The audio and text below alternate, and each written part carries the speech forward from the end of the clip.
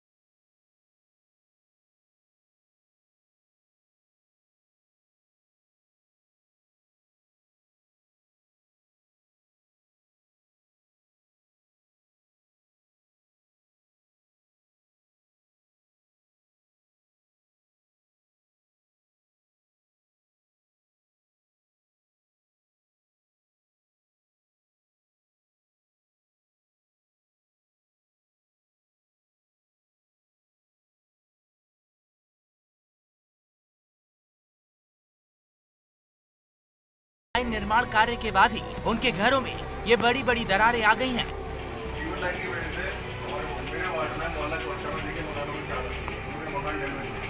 लोगों के मुताबिक ऊपर कोर्ट में किए गए सीवर लाइन के कार्य में गलियों को तोड़ने के लिए क्रैकर मशीन का इस्तेमाल किया गया था और इसी के चलते यहाँ के घरों में बड़ी बड़ी दरारें आई हैं।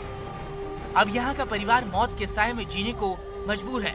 यहाँ किसी भी समय कोई भी बड़ा हादसा हो सकता है। एबीपी गंगा के लिए बुलंदशहर से अनुभव शर्मा की रिपोर्ट।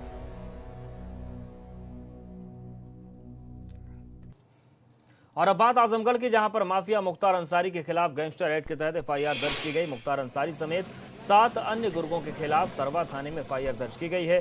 पुलिस अधीक्षक के निर्देश पर एफआईआर दर्ज की गई। उसकी अवैध संपत्ति की भी जब्ती की जाएगी। तो माफिया मुख्तार अंसारी पर शिकंजा कसा गया है और गैंगस्टर एक्ट के तहत एफआईआर दर्ज की गई थी। मुख्तार अंसारी समेत 7 अन्य गुर्गों के खिलाफ तरवा थाने में एफआईआर दर्ज की गई। पुलिस अधीक्षक के निर्देश पर एफआईआर दर्ज की गई है और अवैध संपत्ति की जब्ती होगी।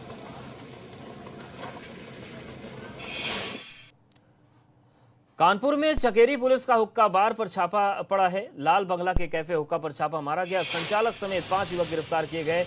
आधा दर्जन हुक्के भी बरामद किए गए हैं। तो कानपुर में लगातार हुक्का बार पर छापेमारी चल रही है। एबीपी गंगा भी कई बार सवाल उठा चुका है। तो कानपुर के चकेरी में आज हुक्का बार पर छापा मारा गया। लाल बंगला के कैफे हुक्का पर ये छापेमारी हुई। संचालक समेत 5 युवक गिरफ्तार किए गए।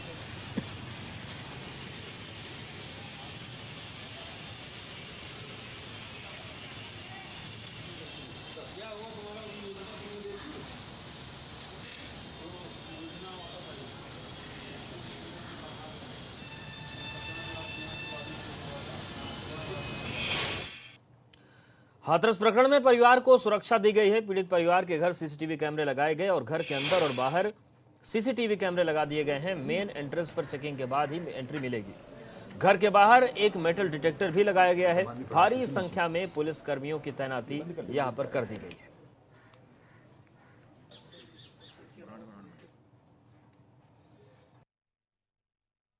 देखिए, जैसा कि सुप्रीम कोर्ट ने विटनेस प्रोटेक्शन प्लान मांगा है और साथ ही साथ परिवार से चर्चा करने के बाद उनकी पूर्ण सहमति के उपरांत ही उनकी सुरक्षा व्यवस्था संबंधी पुख्ता उपाय किए जा रहे हैं, जिसमें हमारी 3 लेयर सिक्योरिटी है और 24 घंटे उनको प्रोटेक्शन दिए गए हैं। साथ में पर्सनल गार्ड्स दिए गए हैं और उसके अलावा सीसीटीवी कैमरा उनकी अनुमति के बाद और उनकी संतुष्टि के बाद लगाए जा रहे हैं। साथ ही साथ मेटल डिटेक्टर भी लगाया गया है ताकि कोई जो भी अंदर आने जाने वाले हों उन सबकी सुरक्षा संबंधी जांच हो सके। नहीं, बिल्कुल उनकी प्राइवेसी का पूरा ध्यान रखा जा रहा है। ऐसी कोई कवरेज, ऐसी जगह कोई कैमरा नहीं लगाया जाएगा कि प्राइवेसी का किसी भी तरह का हनन हो।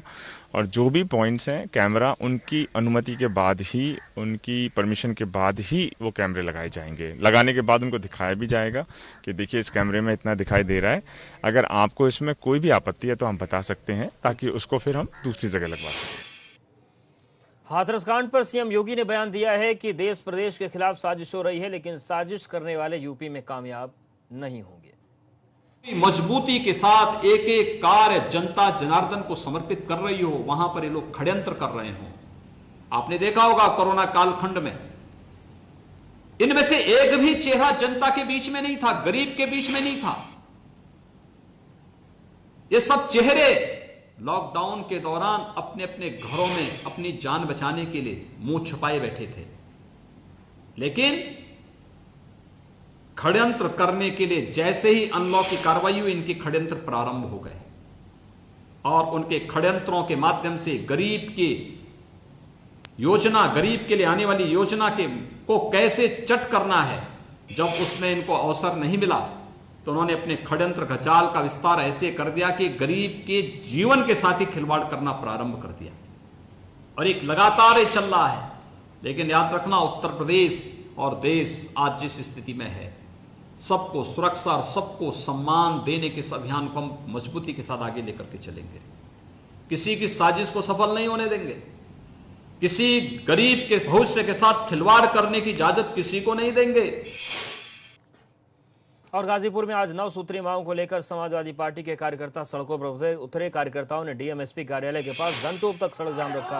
इस दौरान पुलिस ने हल्का बल प्रयोग करके कई लोगों को हिरासत में ले लिया है।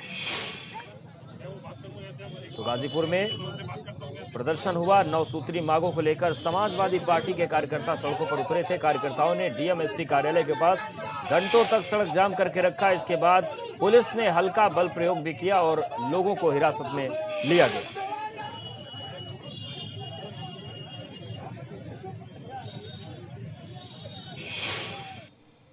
और अब बात प्रयागराज की, जहां पर रामलीला को लेकर खबर आई है। संगम नगरी में रामलीला काफी भव्य तरीके से मनाई जाती है और यही वजह है कि यहां पर रामलीला काफी अहम होती है। और इसीलिए क्योंकि कभी तुलसीदास जी ने यहां पर रामलीला करवाई थी, लेकिन कोरोना काल की वजह से इस बार के दशहरे पर संकट साया था। लेकिन सरकार ने नियमों के पालन के अनुसार रामलीला आयोजन की इजाजत दे दी है, जिसके बाद से रामलीला समितियों ने मंचन के लिए अभ्यास भी शुरू कर दिए हैं और ये सब कोविड नियमों के पालन से हो रहा है। गाइडलाइन आई है, उस गाइडलाइन को ध्यान में रख के ही रिहर्सल हो रही है। क्योंकि हमारा ओपन स्टेज पे होना है, मैदान में है, खुले में रामलीला होनी है।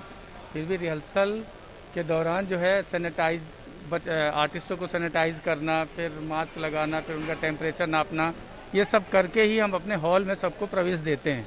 कोविड को देखते हुए, जैसा कि सब लोग जानते हैं कि ये एक कोरोना का काल चल रहा है, जो कि बहुत बड़ी महामारी है। इस सबको ध्यान में रखते हुए इन सब चीज़ों को हम लोग समझ रहे हैं और एक दूसरे से हम लोग सोशल डिस्टेंसिंग बना के चल रहे हैं, मास्क पहन रहे हैं। हम लोग जब रिहर्सल पे आ रहे हैं, फिर या तो जा रहे हैं, तो हम लोग सैनिटाइज बाकायदा यूज़ करके एग्ज़िट कर रहे हैं, एंट्री कर रहे हैं, मास्क पहन के एंट्री कर रहे हैं, मास्क पहन के एग्ज़िट कर रहे हैं। और जब हम लोग स्टेज हम लोग करेंगे, जब हम लोग का शो एक चलेगा, तब भी हम लोग वही सारी जो सावधानी बरतेंगे जो ज़रूरी है। इस बार की रिहर्सल बहुत ही सावधानी से हो रही है। हम सब मास्क लगाए रहते हैं और सोशल डिस्टेंसिंग बना के हो रही है। सब कोई प्रॉपर सैनिटाइज करके ही हो रही है। हाँ, सावधानी तो पूरी रखी जाएगी, सोशल डिस्टेंसिंग भी बनाई जाएगी, लेकिन हम मास्क लगा के तो नहीं कर सकते ना, क्योंकि हम अपना किरदार को, हमारी एक्टिंग को दिखाना है हमें। तो अगर हम मास्क लगाए करेंगे तो वो एक्टिंग दिखेगी नहीं। तो हम सिर्फ स्टेज पे मास्क नहीं लगाएंगे और ऐसे बिहाइंड द स्टेज हम लोग मास्क लगा के ही।